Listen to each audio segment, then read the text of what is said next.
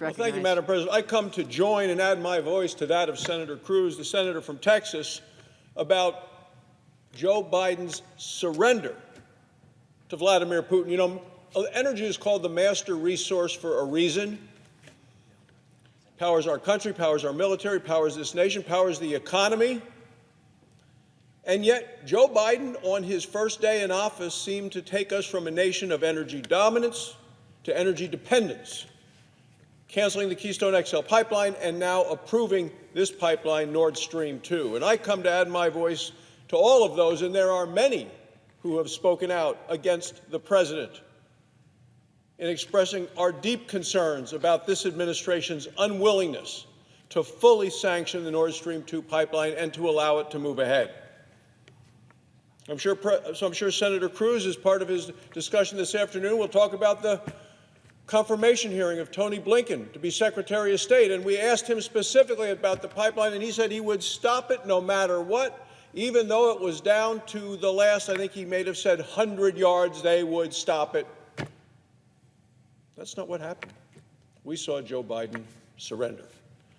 For years, we've been sounding the alarm about this Russian trap. This pipeline, who built it? Gazprom. Who are they? They are the Russian state-owned natural gas monopoly. We've all quoted and in the past heard Senator McCain talk about Russia as a country acting as a gas station as a country. I think one time he even went on to say that Russia was a mafia-run gas company disguised as a country. The dangerous pipeline is going to double the amount of Russian natural gas going to Germany via the Baltic Sea. Completion of the Nord Stream 2 pipeline is going to further tighten's grip on European gas supplies and extend the threatening influence because, as I said before, energy is the master resource. We know Russia uses energy to coerce, to manipulate. They use it as a geopolitical weapon. They coerce and manipulate our allies and our partners in Europe. Many of our NATO allies, Germany in particular, are becoming dependent upon and addicted to Russian gas. Europe already gets 40 to 45% of its gas imports from Russia. The new export pipeline helps Russia undermine Europe's efforts to diversify energy sources, suppliers, as well as the routes. Nord Stream 2 makes Europe more energy dependent on Russia and, of course, more prone to Russian influence. At the same time, it's going to further fuel Russian aggression, Russian intimidation, and Russian instability across Europe. Putin is a powerful foe who aims to divide Europe and to destroy the NATO alliance. He's been broadcasting those plans. This is not a surprise. The Nord Stream 2 pipeline would mean a massive money transfer from our NATO allies straight into the Kremlin's coffers. This means more resources to put towards Russia's destabilizing activities. And we continue to see an increase in these destabilizing activities. Russia occupies territory in Ukraine, Georgia, and Moldova. Russia launched a military buildup on Ukraine's border. Russia poisoned and then imprisoned a political opposition leader. Russian hackers are creating economic chaos by disrupting American supply chains. Russia could use these cash reserves in what way? Well, a way to fund aggression in Europe and around the world. And it's interesting.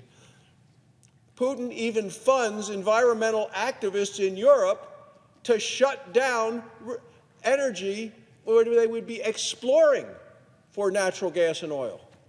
He wants environmental activists to protest any efforts for the European countries to develop their own gas resources so he can hold them hostage in this way as well. Well, President Biden's weakness on Putin's pipeline is going to have serious consequences, not just the financial ones for Russia, not just those in Europe, but worldwide. And for our security and for the security of our allies, I believe we must stop this Nord Stream 2 pipeline. That's why Congress has overwhelmingly, this body, passed several pieces of bipartisan legislation. You know, people say to me, can't you do anything in a bipartisan way in Congress anymore? And I'd say, well, we certainly did when it came to the Nord Stream 2 pipeline. We passed bipartisan legislation imposing sanctions on this very project. Yet this administration, the Biden administration, the surrendering Biden administration, is unwilling to implement the laws that are on the books.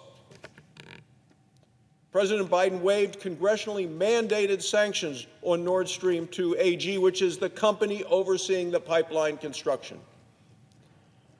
By using a national interest waiver, this administration gave Russia the green light to speed ahead to completion this pipeline. Look, there is strong opposition to President Biden's deliberate failure to follow the law when it comes to this pipeline and the supply of energy from Russia to Europe.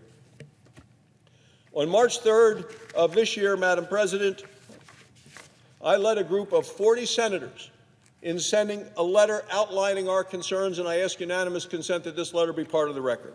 Without objection. Thank you, Madam President. On this letter signed by 40 senators, we called out the Biden administration for refusing to impose sanctions on entities involved in the construction of this very pipeline. It's a lengthy letter, and I'm not going to read the whole thing, but let me point out the letter says this.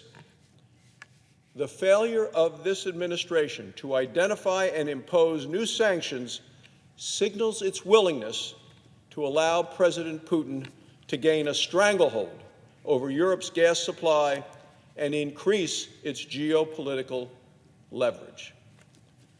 We called on the administration to correct its misguided actions by quickly and fully implementing the sanctions mandated by U.S. law. It's been over 6 months, and President Biden still refuses to follow the law. Through his inaction, President Biden is gifting Russia a new geopolitical weapon.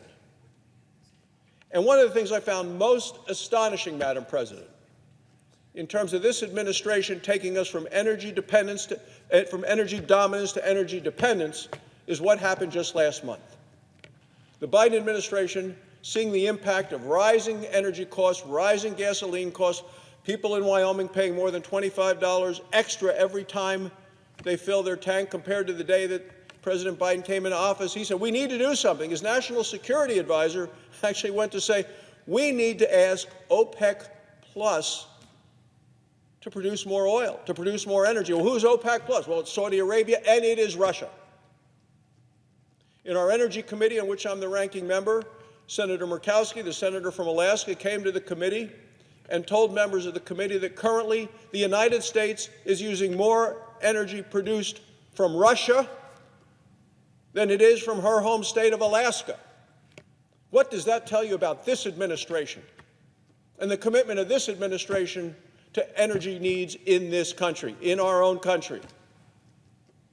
It is very disturbing, Madam President, to see the President act in such a reckless way regarding our nation, our economy, our energy security, and continuing to give gifts like this to our enemies. It is much better to sell energy to our friends than have to buy energy from our enemies. But that's what appeared on the White House website, put there by the National Security Advisor to the President just last month, asking Saudi Arabia and OPEC Plus to produce more energy to help lower the cost at the pump for people in the United States here at home. Well, why do you think we have it, Mr. President? You killed the Keystone XL pipeline, put a long-standing moratorium now on oil and gas production on federal lands, which continues. There still has not been a lease sale since the day you signed that executive order and the day you came into office. We need to force the President to act on this critical issue of the Nord Stream 2 pipeline.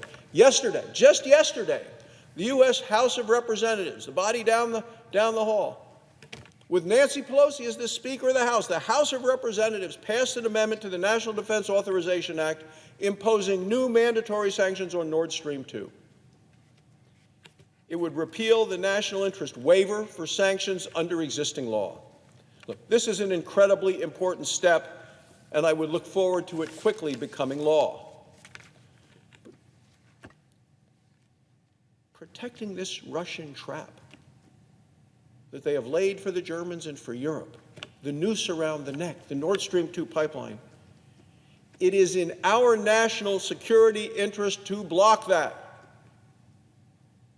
But yet this administration is not doing it. And I believe it's a grave mistake on the part of this administration. While President Biden has failed to do the right thing, there is still time. The administration can reverse course and fully sanction the Nord Stream 2 pipeline. And if President Biden refuses, Congress is prepared to take strong actions to protect the energy security of our nation and our allies. And with that, Madam President, I thank Senator Cruz for allowing me to join in support of the comments that he's making. We have been wonderful partners, and other members on the floor, in a bipartisan way, with a specific focus on what is happening with Russia and its efforts to undermine the United States, to undermine NATO, and to try to go back to, as they've said, put the band back together, reestablish the former Soviet Union, which Vladimir Putin has stated is his goal all along.